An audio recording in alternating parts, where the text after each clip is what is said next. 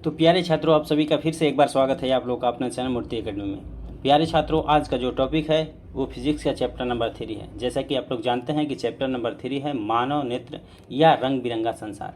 इसे कहने से ही स्पष्ट हो जाता है कि अगर हम लोग का जो नेत्र है तो रंग बिरंग संसार है, अगर नहीं है तो नेत्र रंग बिरंगा संसार नहीं है। इसीलिए कहा गया है कि अगर नेत्र सही रहेगा तो वही रंग बिरंगा संसार हम लोग देख सकते हैं, अगर नहीं रहेगा तो रंग बिरंग संसार हम लोग नहीं देख सकते हैं, ना ही उसकी कल्पना कर सकते हैं। ठीक है, तो आज का चैप्टर अब बहुत ही इम्पोर्टेंट है, बहुत महत्वपूर्ण है और बहुत बेहतरीन ढंग से एक एक पार्ट को हमको समझना है इस वीडियो में। ठीक है बाबू, चलिए तो इस वीडियो को करते हैं कंटिन्यू, यानी कि आज कंटिन्यू करेंगे हम क्या, चैप्टर नंबर 3 है। चैप्टर नंबर क्या है बाबू? 3 है। ठीक है, चैप्टर नंबर 3 है जो कि फिजिक्स का है और ये इसका पार्ट नंबर 1 आज लेकर आए हैं। इसमें भी बहुत सारा पार्ट नंबर आएगा, पार्ट 1, पार्ट 2, पार्ट 3 इस तरह का पार्ट आते रहेगा और आज पार्ट नंबर 1 लेकर आएंगे। आप बेहतरीन ढंग से समझिएगा अपने नेत्र के बारे में कि आपके नेत्र की आंतरिक जो संरचना है वो किस किस से मिलकर बना है, उसमें कौन कौन से पार्ट होते हैं, क्या क्या उसका कार्य होता है, एक एक करके सभी को समझिए। और आज के बाद हमें नहीं लगता है कि आपको नेत्र के बारे में आपसे बेहतर कोई जान पाएगा। ठीक है, चलिए आप बाहरी संरचना तो देखते ही होंगे, लेकिन आज हम जो पढ़ाएंगे वो आंतरिक संरचना के बारे में पढ़ाएंगे, ताकि कौन कौन से अंदर की चीज़ें हैं, उसमें कौन कौन से सब्सटेंस है, कौन कौन से मटेरियल है जो आँखों का वर्क करता है और हमें इस दुनिया के बारे में, रहस्यमय दुनिया को दिखाता है और दिखाने का प्रयास करता है। ठीक है बाबू, चलिए तो चैप्टर नंबर लिख लीजिए आप क्या, 3। चैप्टर नंबर हम लिख देते हैं 3, चैप्टर नंबर 3 हो गया। ठीक है, और पार्ट नंबर 1 इसका है, पार्ट नंबर 1। अब इसमें एक एक करके अब समझते हैं टॉपिक को। चलिए कंटिन्यू करते हैं। सबसे पहले बात आती है मानव नेत्र की। तो मानव नेत्र की जितनी भी आंतरिक संरचना है उस संरचना को देखिए। ठीक है, उस संरचना को देखिए, बहुत बेहतरीन ढंग से हम आपको लेकर आए हैं, पढ़ाने का प्रयास करेंगे, इसमें समझाने का प्रयास करेंगे। सबसे पहले बाबू देखिए, मानव नेत्र है तो नेत्र की तो परिभाषा हम लोग पढ़ेंगे ही पढ़ेंगे, लेकिन सबसे पहले नेत्र में क्या क्या से होती हैं, कौन कौन से चीज़ें होती हैं उनको समझिए। ठीक है, सबसे पहले देखिए समझिए, ये जो नेत्र है वो गोलाकार होता है, जैसे कि आप लोग शेप में देखे होंगे। अंदर से आप लोग बाहर से देखे होंगे तो बाहर से हमारा आँख जो है इस तरह का दिखाई देता है, बाहर से हमारा आँख जो इस तरह से आपको दिखाई देता है। ठीक है, इसी तरह से आपको आँख दिखाई देता है। ठीक, लेकिन आंतरिक जो संरचना है हमारा इस तरह से आंतरिक संरचना नहीं है। हमारा नेत्र जो है, हमारा आँख बहुत बड़ा होता है और एक लगता है कि बॉल की भांति है, लगता है अंदर से कि बॉल की भांति है, यानी कि छोटा गेंद आप लोग देखेंगे गेंद की भांति दिखाई देता है अंदर से। ठीक है, तो चलिए अंदर की कौन कौन सी पार्टें हैं जो हमारे उपयोग के लिए हैं, आइए सबसे पहले देखते हैं। यहाँ पर समझिए, सबसे पहले अभी समझा रहे हैं नाम क्या क्या होता है। तो सबसे पहले आपको देखने को मिलेगा कॉर्निया, जलीय द्रव, पुतली मिलेगा, आइरिस मिलेगा, सिलियरी पेशियाँ मिलेगा देखने को। ठीक है, इसके अलावा कोराइड मिलेगा, इसके बाद दृष्टिपटल मिलेगा, पित्तबिंदु मिलेगा, रेटिना मिलेगा, कच्चाभ द्रव मिलेगा, इसके बाद और आगे बात की जाए तो प्रकाश की सिराएँ मिलेगा। ठीक है, और इसके अलावा इसमें एक लेंस होता है जो कि आप लोग देखे होंगे, कि आप लोग पढ़े होंगे कि हमारे आँख में कौन से लेंस होता है। तो देखिए आप लोग देखे होंगे कि किस तरह से लेंस भी आपको दिखाई दे रहा है। आप लोग देखेंगे, बनाएंगे फिगर तो आप समझ जाइएगा कि कौन से ये लेंस है। तो आप लोग बता दीजिए कि ये कौन सा लेंस है बाबू। तो आप कहिएगा कि ये पढ़े हैं हम लोग उत्तल लेंस है। उत्तल लेंस की भांति काम करेगा कि बीच में मोटा, किनारे पतला, तो उस लेंस को हम लोग क्या कहते हैं, उत्तल लेंस। तो चलिए आइए बाबू हम लोग समझते हैं पूरा नेत्र के बारे में। चलिए सबसे पहले अगर नेत्र की बात आई तो नेत्र में सबसे पहले समझते हैं कि मानव नेत्र होता क्या है, उसका डिफिनीशन क्या होता है, इसे किसे कहते हैं मानव नेत्र। तो मानव नेत्र अत्यंत सुग्राही प्रकाशीय प्राकृतिक यंत्र है। जो मानव नेत्र है अत्यंत सुग्राही प्रकाशीय प्राकृतिक यंत्र है, जो कि हमें किसी वस्तु को देखने में क्या करता है बाबू, सहायता प्रदान करता है। कि एक प्रकार के कैसे यंत्र है, तो एक प्रकार का सुग्राही है, प्रकाशीय प्राकृतिक है, जो कि प्रकृति ने हमें दिया है, हम खुद इसको नहीं बनाए हैं। नेत्र ऐसा चीज़ है जो कि हम नहीं बना सकते हैं इसको। ठीक है, नेत्र क्या है, प्रकृति ने हमें दिया है और ये गॉड गिफ्टेड है। जिसके पास नेत्र अगर नहीं है तो आप उससे उसकी पीड़ा को समझे होंगे, और उस पीड़ा को समझते हैं जो जिसके पास नेत्र नहीं हो तो वो समझेगा। ठीक है, कि ये नेत्र नहीं रहने पर किस तरह का उसका दुनिया होता है, किस तरह से उसका संसार होता है। इसलिए नेत्र हमारे लिए बहुत ही अनमोल है, और इस नेत्र को अच्छे तरह से हमके उपयोग सदा संरक्षण करना चाहिए। ठीक है बाबू, चलिए तो सबसे पहले नेत्र का परिभाषा हम लोग क्या देखें कि मानव नेत्र एक अत्यंत सुग्राही प्रकाशिक प्रकृति यंत्र है जो कि हमें किसी वस्तु को देखने में क्या करता है, सहायता प्रदान करता है। ठीक है, चलिए बढ़ते हैं आगे की तरफ। अब नेत्र जब पढ़ लिए तब अब एक एक पार्ट के समझते हैं नेत्र के बारे में, अंदर की जो भी उसकी पार्ट हैं। तो सबसे पहले आता है स्क्लेरा, या उसको कहते हैं दृक्पटल। स्क्लेरा या दृक्पटल मानव नेत्र का सबसे ऊपरी परत या आवरण जो कि कड़ा होता है और सफ़ेद होता है, उसे स्क्लेरा कहलाता है। उसे क्या हम बाबू कहते हैं, स्क्लेरा। आइए स्क्लेरा के बारे में समझते हैं। सबसे ऊपरी परत को, सबसे ऊपरी परत जो है उसी को स्क्लेरा के नाम से जानते हैं। सबसे ऊपरी परत को क्या नाम से जानते हैं, स्क्लेरा के नाम से जानते हैं। ठीक है, स्क्लेरा के नाम से जानते हैं हम लोग सबसे ऊपरी परत को। चलिए स्क्लेरा के बारे में आप लोग समझ गए होंगे, उम्मीद है। आगे बढ़ते हैं, आगे पढ़ते हैं। तो आगे है कॉर्निया। चलिए आइए देखिए कॉर्निया को, कॉर्निया का कार्य क्या है। और जैसे भी इस सभी को पढ़ा देंगे हम, इस पार्ट में सभी को पढ़ाने के बाद इससे क्वेश्चन भी लाए हैं, और क्वेश्चन करके आपको सबसे एकदम बता देंगे कि किस तरह से कौन सा क्वेश्चन है। आप लोग एकदम बता दीजिएगा, एकदम सिंपल वे में। ठीक है, चलिए कॉर्निया को देखते हैं। कह रहा है कि स्क्लेरा के सामने वाले भाग में कुछ उभरी हुई पारदर्शी झिल्ली होती है, उसे ही हम लोग कॉर्निया कहते हैं। स्क्लेरा की का सामने वाले भाग में कुछ उभरी हुई झिल्ली होती है, उसे ही हम लोग कॉर्निया कहते हैं। आइए कॉर्निया को देखते हैं फिगर के माध्यम से।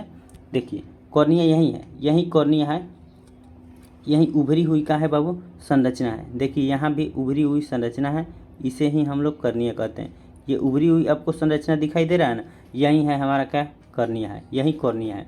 तो आइए कॉर्निया के बारे में आप अच्छे तरह से समझ लिए कि कॉर्निया क्या होता है। यही है दृष्टि पटल के ऊपर वाले भाग में जो कि उभरा हुआ है स्क्लेरा के, उस वही कॉर्निया है। आगे बढ़ते हैं तो आगे है कोराइड। कोराइड कहता है, कोराइड की स्क्लेरा जो है के नीचे वाली परत को कोराइड कहते हैं, या इसका दूसरा नाम रक्त पटल भी है। स्क्लेरा के नीचे वाले पार्ट को ही कोराइड कहते हैं, और उसका दूसरा नाम क्या है, रक्त पटल भी है। तो आइए कोराइड के बारे में भी हम लोग समझते हैं कि ये कोराइड कहाँ है। देखिए वहीं जब ऊपर वाले भाग को बात किए, ऊपर वाले भाग की बात, तो स्क्लेरा हो गया, और नीचे वाले भाग को हम क्या कहते हैं बाबू, कोराइड के नाम से जानते हैं। नीचे वाले भाग को कोराइड के नाम से जानते हैं, ऊपर वाले भाग स्क्लेरा या दृष्टि पटल जिसको कहते थे, और नीचे वाले भाग को कोराइड कहेंगे। ठीक है, और ये जो देखे उभरी हुई संरचना उसको हम लोग क्या कहें, तो कॉर्निया समझे। ठीक बाबू, चलिए बढ़ें आगे, चलिए आगे बढ़ते हैं। अब कॉर्निया जब हो गया, कोराइड हो गया, इसके बाद अब आगे बढ़ते हैं तो आइरिस है। आइरिस या उसी को हम लोग परितारिका के नाम से भी जानते हैं।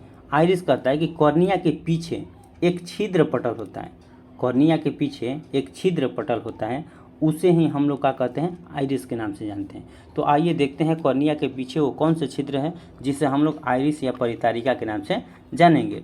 तो आइए देखते हैं, यही ना मानव नेत्र है, और इसमें देखते हैं कॉर्निया के नीचे आइरिस या परितारिका। तो देखिए यही है, कॉर्निया हो गया, यहाँ पर ये संरचना इस तरह का आपको दोनों तरफ दिखाई दे रहा होगा, यही है हमारा आइरिस, यही है आइरिस या परितारिका हम लोग इसको बोलते हैं। यही है क्या, आइरिस या परितारिका, आइरिस या परितारिका के नाम से हम लोग जानते हैं। उम्मीद है आप लोग अच्छे तरह से समझ गए होंगे। यही आइरिस से सटा हुआ रहता है पुतली, जो कि आगे भी इसका चर्चा होगा, इसी से सटा होता है पुतली। ठीक है बाबू, चलिए पुतली को भी आप ध्यान से समझ लीजिएगा। एक एक करके हम बोले थे कि एक एक करके आपको फिगर के माध्यम से पूरे समझाने की प्रयास करेंगे। चलिए आइरिस के बारे में, अब जैसे ही आइरिस पढ़े तो वहीं पर आया पुतली, या इसी को नेत्र द्वार के नाम से भी हम लोग जानते हैं। तो कहता है कि आइरिस के मध्य भाग में, आइरिस के मध्य भाग में एक छोटा सा छिद्र होता है जिसे हम लोग पुतली कहते हैं। एक छोटा सा छिद्र होता है, यही ना छोटा से वो छिद्र है जिसे हम लोग पुतली के नाम से जानते हैं। अभी अभी तो हम बताए हैं कि आइरिस के बीच में, यही ना आइरिस है, ये आइरिस हो गया, और आइरिस के देखिए बीच में एक छोटा सा छिद्र है, इसे ही हम लोग पुतली कहते हैं।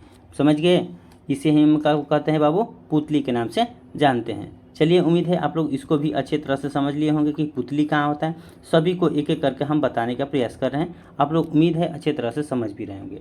अब देखिए पढ़ते हैं सिलियरी पेशिया के बारे में। सिलियरी पेशिया के बारे में कह रहे हैं कि आइरिस के पीछे वाली परत को, आइरिस के पीछे वाली परत को सिलेरी पेशियाँ या पक्षाभी पेशियाँ के नाम से जानते हैं। किसके पीछे वाली? तो आइरिस के पीछे वाली। तो आइए देखते हैं आइरिस कौन है और आइरिस के पीछे वाली भाग उस सिलेरी पेशियाँ कहाँ अवस्थित है। तो देखिए यही ना है आइरिस, यहाँ पर है ये आइरिस, और आइरिस के पीछे वाली भाग, पीछे वाली भाग का मतलब ये हुआ, पीछे वाली भाग का मतलब देखिए यहाँ पर दोनों ओर से जुड़ा हुआ है, ये दोनों ओर से जुड़ा हुआ है, सिलेरी पेशियाँ कहलाता है। यानी कि हमारे आँख में देखे होंगे कि अगर आँख इस तरह से उभार कीजिएगा, उसको इस पलक को हटाइएगा तो देखिए कि दोनों तरफ आँख किसी न किसी चीज़ से जुड़ा हुआ है, लग रहा है कि जुड़ा हुआ है, जुड़े हुआ है, उसी को हम लोग सिलेरी पेशियाँ के नाम से जानते हैं।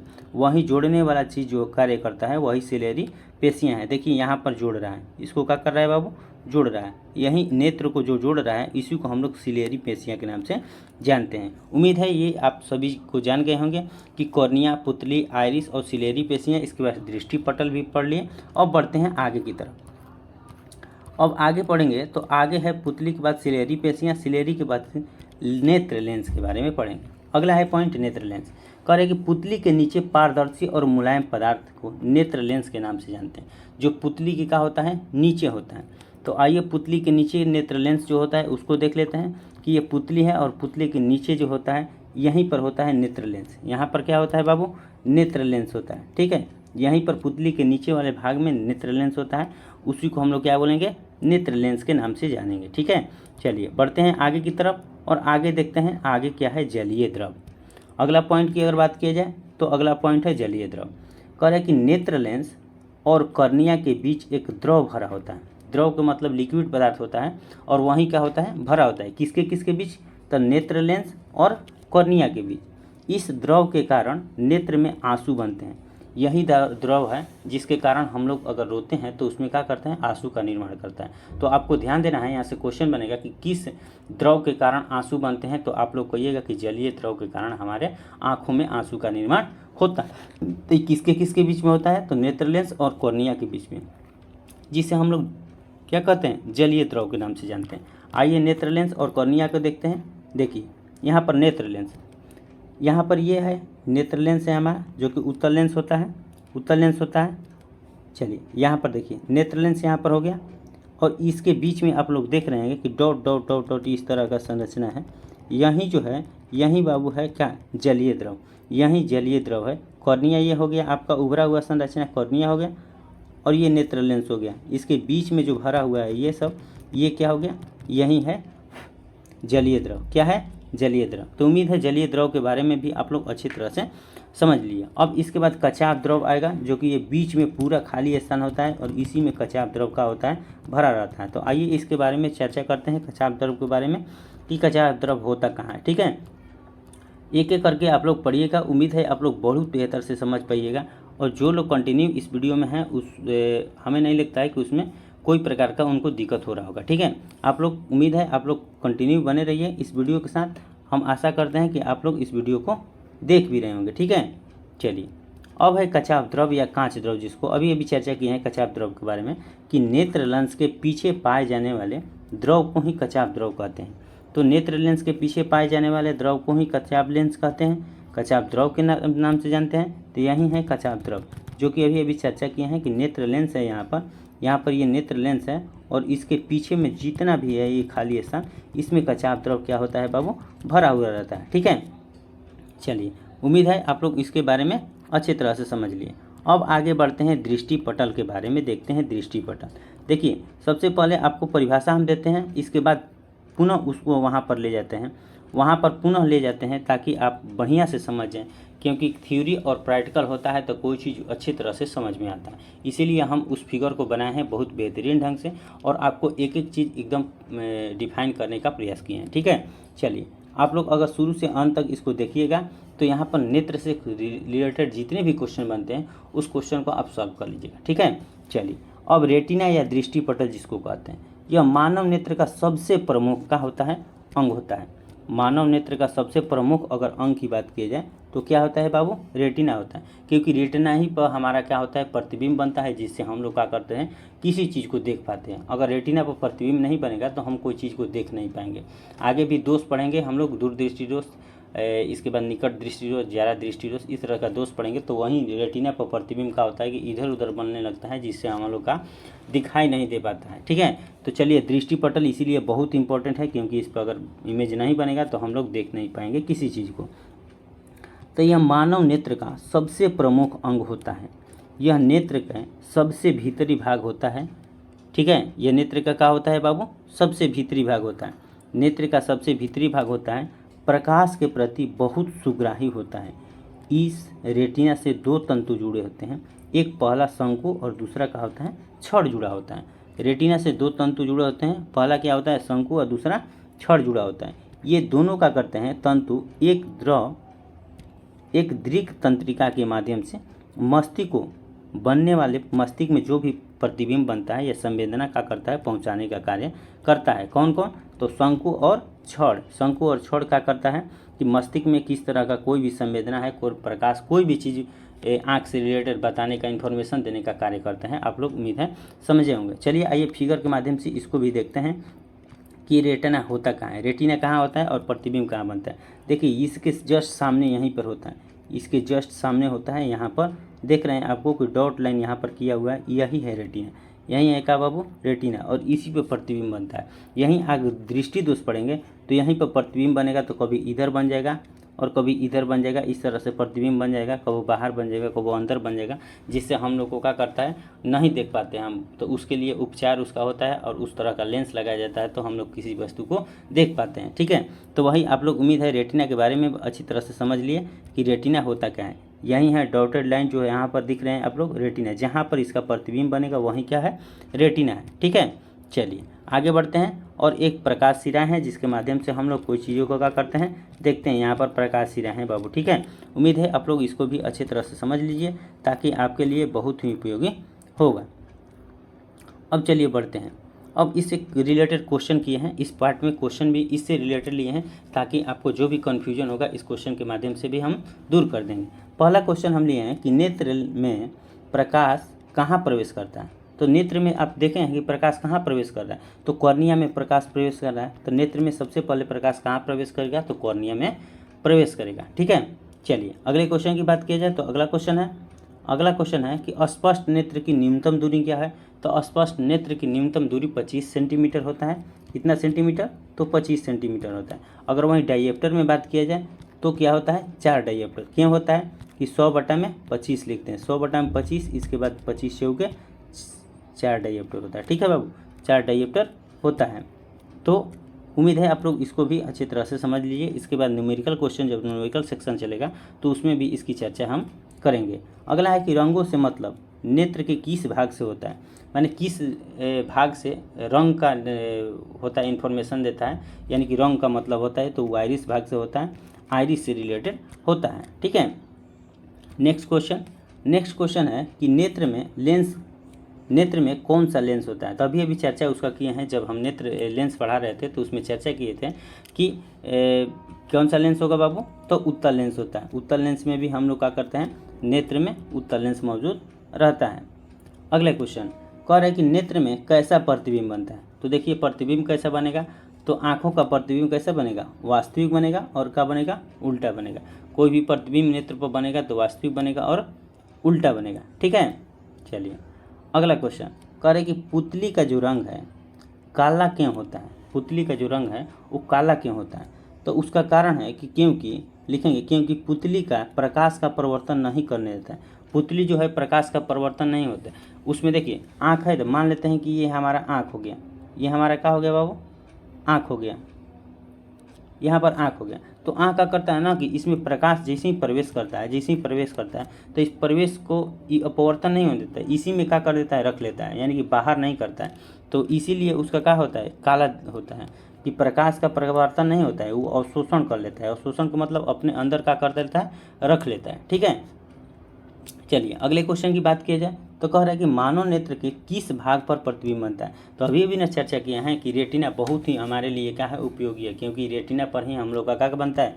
प्रतिबिंब बनता है, जिससे हम किसी वस्तु को क्या करते हैं? देख पाते हैं। ठीक है, चलिए तो आगे बढ़ते हैं, अगले क्वेश्चन की लेते हैं। अगला क्वेश्चन कह रहा है कि मानव नेत्र के किस द्रव के कारण आंसू बनते हैं? तो किस द्रव के कारण आंसू बनते हैं? तो जलीय द्रव होता है। जलीय द्रव होता है जो कि कहाँ बीच में, कॉर्निया और किसके बीच में, नेत्र लेंस के बीच में रहता है। इसी से आंसू बनते हैं और इसी से हमारे, चलिए आगे बढ़ते हैं। अगले क्वेश्चन की बात की जाए, कह रहा है कि प्रतिबिंब की संवेदना मस्तिष्क को, प्रतिबिंब की संवेदना है, प्रतिबिंब की संवेदना मस्तिष्क को कौन पहुंचाता है? तो यही छड़ या शंकु जो कि जुड़ा होता है और यही संवेदना पहुंचाने का कार्य करता है। ठीक है, चलिए अगले क्वेश्चन की बात किया जाए तो अगला क्वेश्चन क्या है, कह रहा है कि नेत्र के किस भाग से फोकस दूरी घटाया बढ़ाया जा सकता है? तो कह रहा है कि नेत्र के जिस भाग से फोकस दूरी घटाया बढ़ाया जा सके उसे ही हम असमंजन क्षमता कहते हैं। असमंजन क्षमता का मतलब ये होगा कि मान लेते हैं कि कभी कभी देखे होंगे कि एक साथ हम लोग बहुत सारी चीज़ों को क्या कर सकते हैं, देख सकते हैं। जैसे कि मान लेते हैं देखते हैं तो कभी देख लेते हैं बगल से कोई गुजर रहेगा उसको भी देख लेते हैं, कोई घटना हो जाएगा तो ऑटोमेटिक आपका नज़र इधर चला जाएगा। तो यानी कहने का मतलब कि नेत्र का विस्तार, नेत्र चारों दिशाओं में कार्य करता है, उसी को असमंजन क्षमता कहते हैं। यानी कि ज़्यादा से ज़्यादा वस्तुओं को क्या कर लेना, देख लेना। ठीक है, उसी को असमंजन क्षमता कहते हैं। तो नेत्र क्या कर रहा है, किस भाग से फोकस दूरी को घटाया बढ़ाया जा सकता है? तो असमंजन क्षमता के माध्यम से।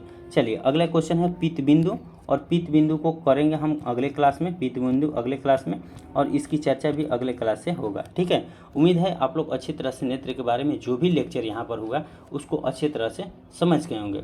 और इसके बाद जो भी आगे की पॉइंटें होंगी उसको अगले क्लास में यानी कि पार्ट 2 में हम लोग क्या करेंगे, उसको लाएंगे पार्ट 2 में। ठीक है बाबू, चलिए वीडियो अच्छा लगे तो वीडियो को लाइक शेयर करते रहिए और अपने दोस्तों के पास विदा करते रहिए। इसके बाद चैनल को ज़रूर सब्सक्राइब कर लीजिएगा ताकि आपके पास हर नोटिफिकेशन समय के साथ पहुंच जाए। मिलते हैं इसी तरह के अगले पार्ट में, अगले वीडियो में। तब तक के लिए जय हिंद।